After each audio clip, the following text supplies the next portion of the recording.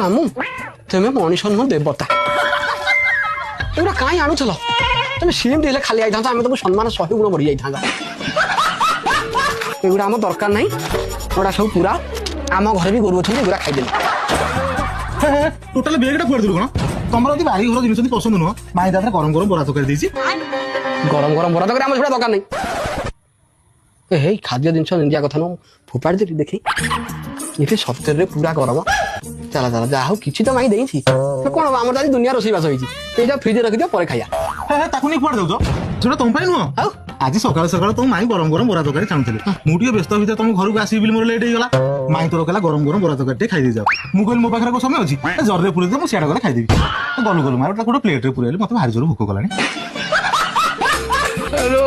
ହଉ ଯା ଆଣିକି ଆସ,